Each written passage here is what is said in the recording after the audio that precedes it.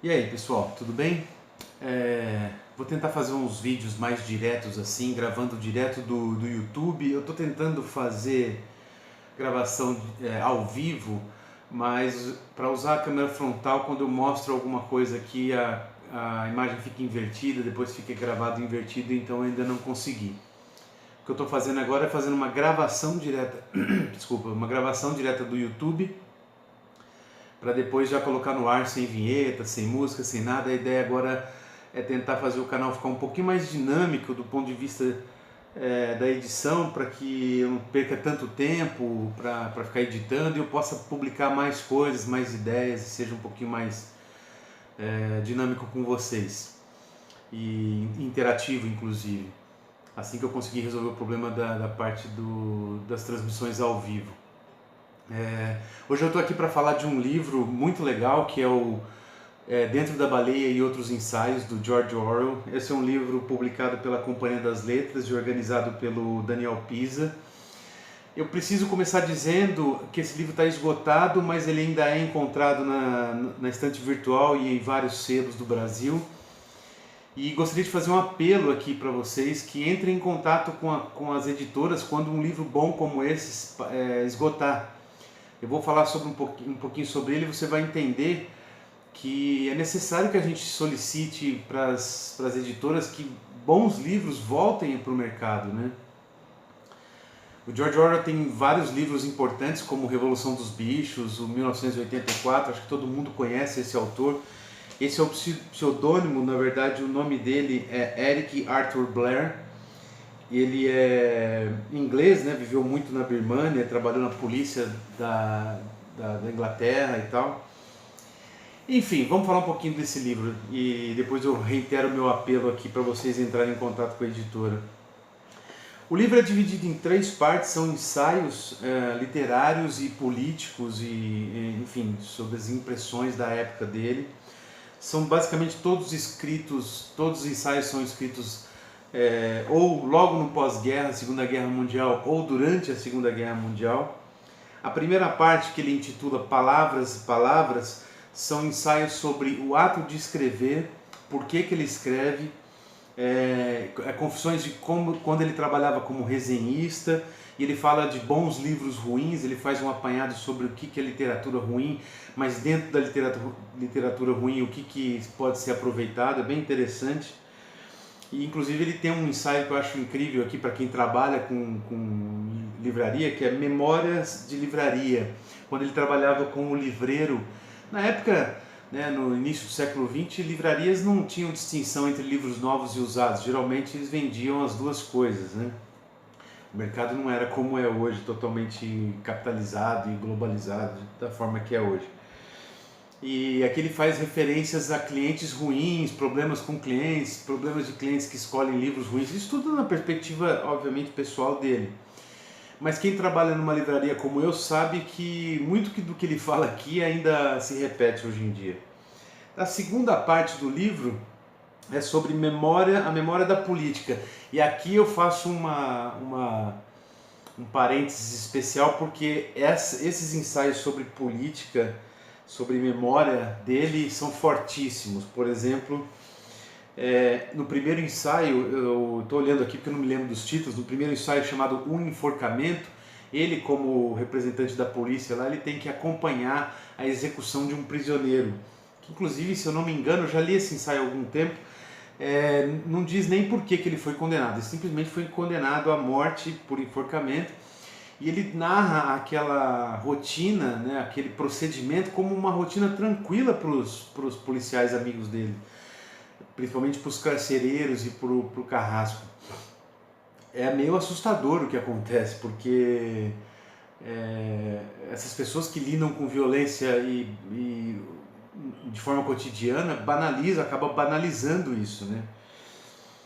E depois ele fala sobre, num outro ensaio, ele fala sobre o abate de um elefante, onde ele era polícia e controlava e organizava e mantinha a ordem numa aldeia na Birmânia, que era no norte da África, e ali um elefante escapou porque eles usavam elefantes, como na Índia, por exemplo, né? Todo o território da Índia, eles usavam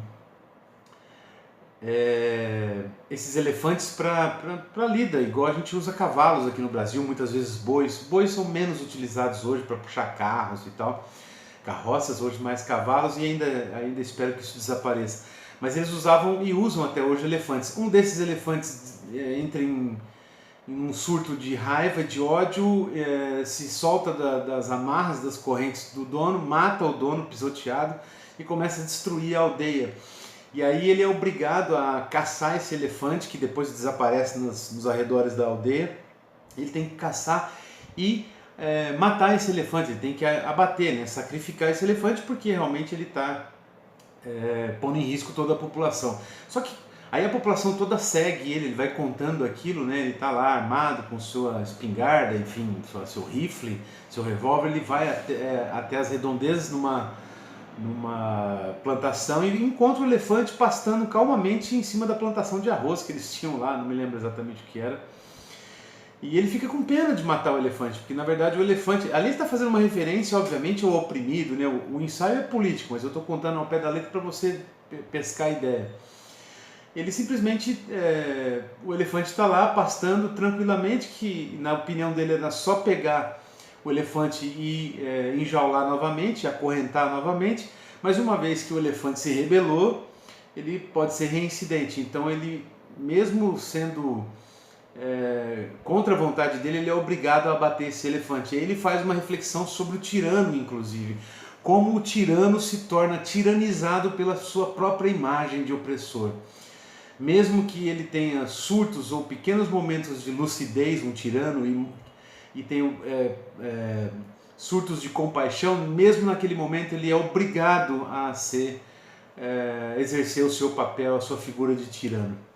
Então ele faz essa relação, é muito interessante. E tem vários outros ensaios nessa segunda parte também política, por exemplo, Como Morrem os Pobres, que é título de um outro livro também editado pela Companhia das Letras, esse sim ainda está sendo editado, que é Como Morrem os Pobres e Outros Ensaios. Esse ensaio também está aqui. E ele mostra quando ele ficou preso, quando ele ficou internado num hospital público, onde ele foi extremamente maltratado assim, tratado com um desdém muito grande. O hospital também era vinculado a uma universidade, então os alunos, os professores mal olhavam nos olhos, mal tratavam os pacientes como se fossem pacientes, eles se sentiam um animal ali, e todo mundo ficava na mesma cama, no mesmo pavilhão, com várias camas uma do lado da outra, com gente com todo tipo de doença contagiosa. Terrível, terrível. E a gente vê isso até hoje aqui, né? Bom, e aí ele continua aqui na terceira parte. Perdão, vai sem corte. Na terceira parte é a política na literatura, e é onde ele trata mesmo do ativismo, do engajamento político para quem escreve. Aí ele vai fazer relações do Tolstói com o Shakespeare. Tolstói era um grande crítico do Shakespeare, ele não gostava do Shakespeare. Ele vai fazer relações entre H.G. Wells e Hitler e criticar o H.G. Wells quando ele desdenhava, achava que o Hitler era só um bufão, enfim, e não levou a sério as ameaças do Hitler para o novo Estado Mundial, enfim, aquela nova ordem da política de purificação da raça e tal. E tem muita relação com o que a gente vê hoje, né? A gente tem a impressão hoje, por exemplo, de que esse discurso aparentemente neofascista, esse discurso radical, pode ser inofensivo, parece que vai acabar quando terminarem as eleições. Eu estou gravando esse vídeo entre o primeiro e o segundo turno das eleições de 2018. Não sei se você está assistindo esse livro, não sei se você está assistindo a esse vídeo depois das eleições. Então a gente está vivendo aqui um momento bastante delicado, crítico e complicado da nossa vida social e política.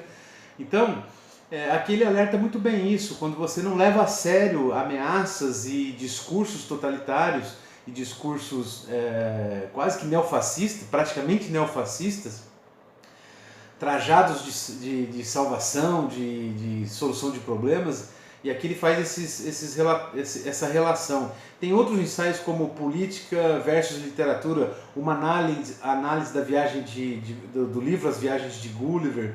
e depois ele também conclui com uma crítica ao Mark Twain.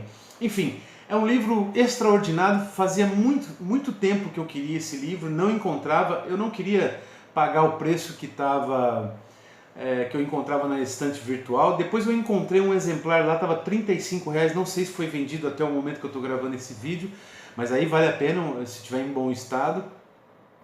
Até que numa vez uma usuária lá, uma moça que faz parte da rede social Scoob, que é uma rede social de literatura, da qual eu faço parte também, disponibilizou para troca. Eu entrei em contato com ela, perguntei se estava em bom estado. Está em perfeito estado, é um livro que parece que foi comprado na livraria, não tem um riscadinho, nada, um amassado, sequer está amarelo, porque ele também não é muito antigo, essa edição não é antiga. E eu troquei com ela e estou muito feliz, é um dos principais livros da minha estante aqui. Então eu volto a fazer o apelo para que vocês entrem em contato. Eu entrei em contato já o ano passado, entrei em contato com a Companhia das Letras, mandando um e-mail solicitando informações se ia ser reeditado esse livro. Faz tempo que eu estou atrás dele. Então, se vocês gostam de um livro, se vocês acham importante que não só você, como outras pessoas leiam determinado autor, ou assunto, ou edição que está esgotada, entrem em contato com as editoras. Elas precisam desse feedback do mercado para saber o que é importante para elas vender, né? Porque o interesse da editora é vender seus livros. Então, se a gente não diz para ela aquilo que a gente quer, fica complicado, a gente tem que aceitar tudo que entra no mercado, independente do que a gente está procurando. Então, muito importante esse livro aqui. Faço votos que vocês encontrem ele. Existe a versão eletrônica desse livro, eu já vi na internet, procurem, são ensaios muito interessantes, muito importantes para quem está atento ao momento que tá acontecendo agora no país e os próximos anos que virão, porque a sociedade já está com uma cisão muito grande, ela já vem rachada desde a época dos governos do PT. O país já vem dividido, um aumento muito grande da intolerância, da violência. Então são ensaios extremamente importantes, beleza? Gente, eu vou tentar fazer esses vídeos então nesse formato mais simples, para que eu possa trazer mais coisas e de forma mais dinâmica, mais rápida e mais eficiente para vocês. Beleza? Muito obrigado por assistir até aqui. Se inscrevam, favoritem o vídeo, acione o sininho lá, enfim, ajude a gente a manter o canal funcionando, beleza? Um abraço, tchau, tchau.